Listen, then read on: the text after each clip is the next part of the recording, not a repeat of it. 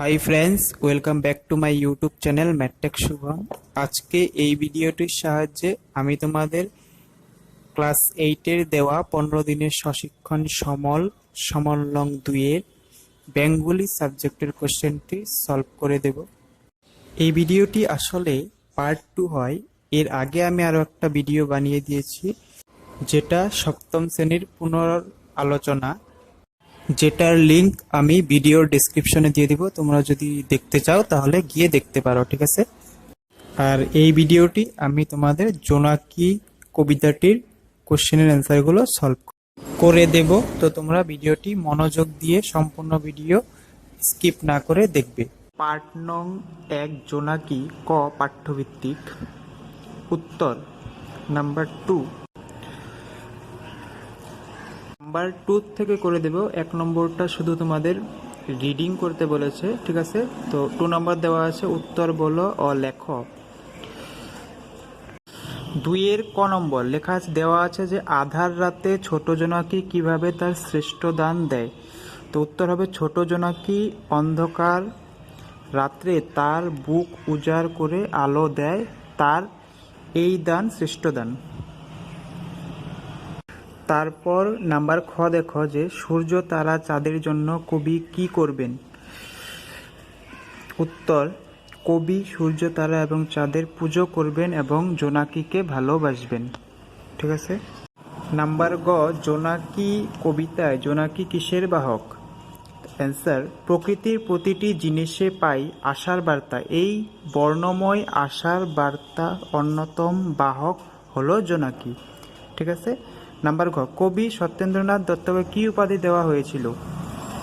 Answer ছন্দরাজ কবি বা ছন্দের জাদুকর উপাধি দেওয়া হয়েছিলেন। এই উপাধিটি দিয়েছিলেন রবীন্দ্রনাথ ঠাকুর। 3 নম্বরে লেখা আছে নিম্নলিখিত শব্দগুলো অর্থ লেখ, প্রয়োজনে সাহায্য নেবে। তো আধার অন্ধকার, অনাবিল নির্মল স্বচ্ছ বা অক্লেশিত, 3টা আছে, যেটা লিখবে। রবি সূর্য, বার্তা খবর, মুগ্ধ মোহিত, বৈচিত্র্য বিভিন্ন, ঠিক আছে। তোমরা ভালো করে লিখে নিবে। নম্বরের গুলো কমপ্লিট হয়েছে। যদি না বুঝো তাহলে কমেন্ট করবে, আমি অ্যান্সার দিয়ে দিব লিখে। তারপরে 4 নম্বরটা দেখো। তো 4 নম্বরে তোমাদের দেওয়া আছে প্রসঙ্গ ব্যাখ্যা করো। যে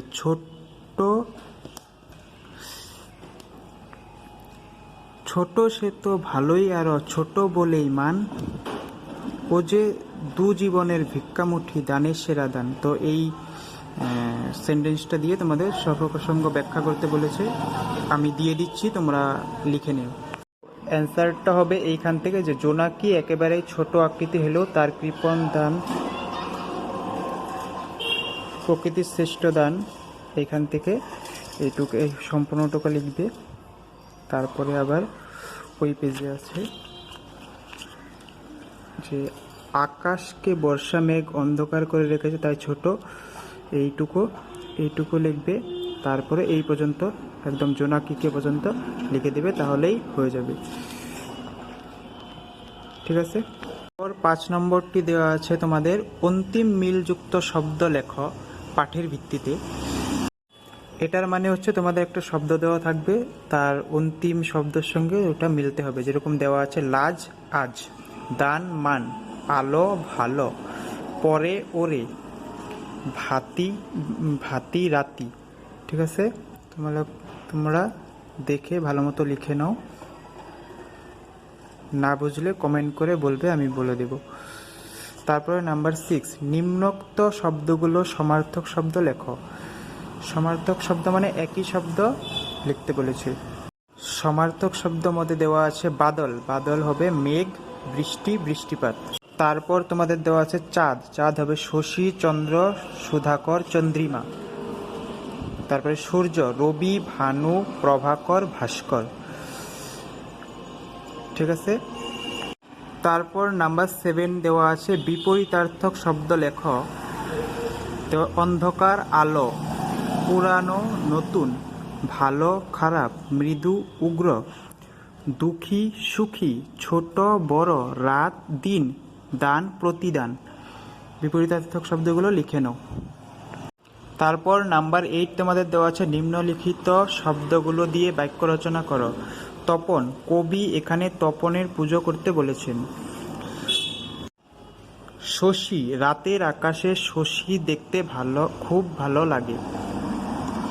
দান, জোনাকি তার বুক উজাড় করে নিজের আলো দান করে। পূজা, কবি সূর্য তারা চন্দ্রকে পুজো করার কথা বলেছে। আধার, আধার রাতে জোনাকি তার শ্রেষ্ঠ দান প্রদান করে। মৃদু, গাছের একটি দুটি পাতার পরে আসা মৃদু আলো কবির ভালো লাগে। নতুন, সকলে নতুন কাপড় পরতে ভালোবাসে। ঠিক আছে, যদি স্পেলিং অসুবিধা হয় তাহলে কমেন্ট করে বলবে, আমি দিয়ে দেব। তারপর নাম্বার 9 তৎসম, তদ্ভব, অর্ধতৎসম, দেশি ও বিদেশি শব্দ কাকে বলে উদাহরণ সহ লেখো। একটা দেখো, কবিতায় দুঃখী, ভিক্ষা, পূজা ইত্যাদি শব্দ পেয়েছ, যেগুলো আসলে সংস্কৃত ভাষা থেকে এসেছে।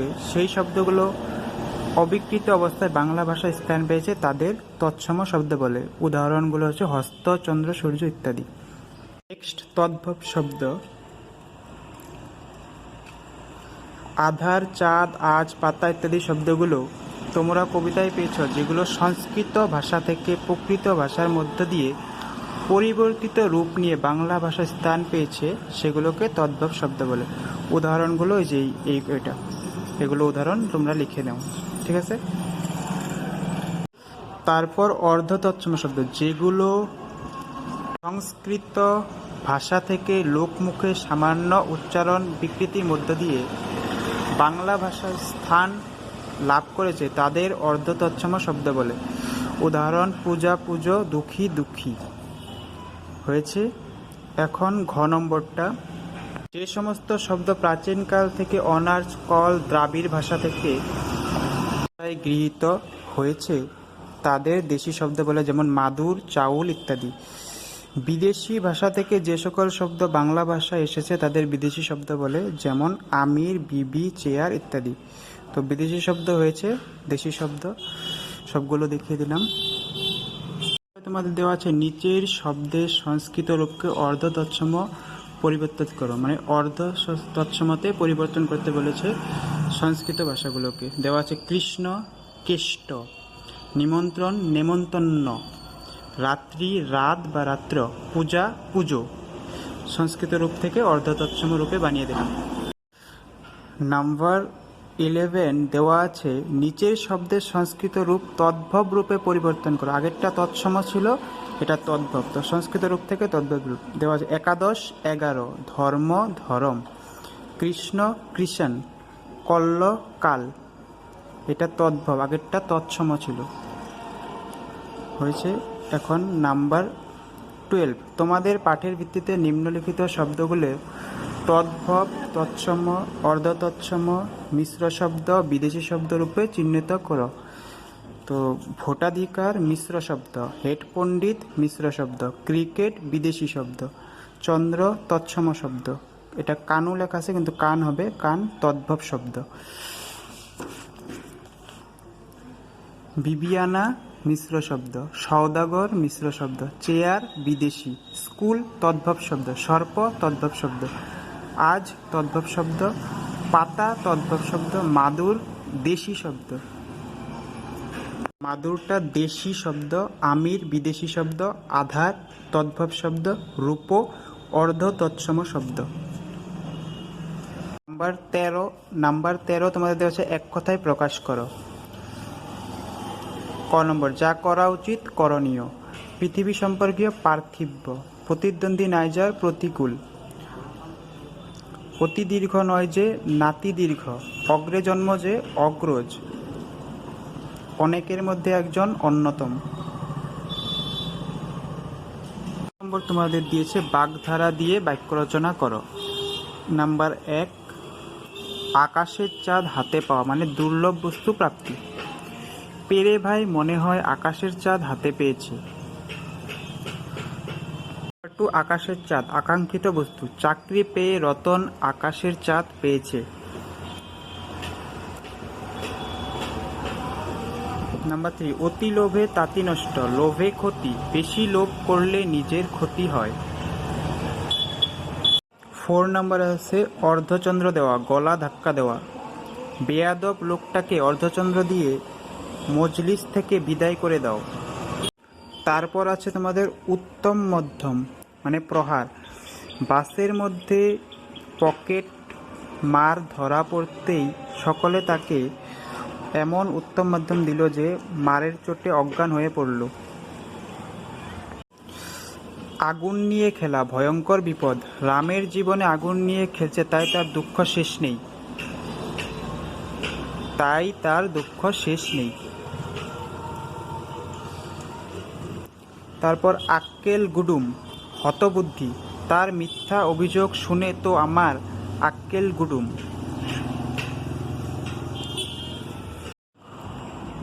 ইচড়ে পাকা অকাল পক্ক। ও ইচড়ে পাকা ছেলে না হলে বাবা মায়ের সঙ্গে এরকম তর্ক করে? কই মাছের প্রাণ যা সহজে মরে না। বুড়ো লোকটির কই মাছের প্রাণ এত অসুখেও মরছে না। তারপর গৌরচন্দ্রিকা মানে ভূমিকা। নাটকের পালাতে রামকে বিশেষ গৌরচন্দ্রিকা দেওয়া হয়েছে।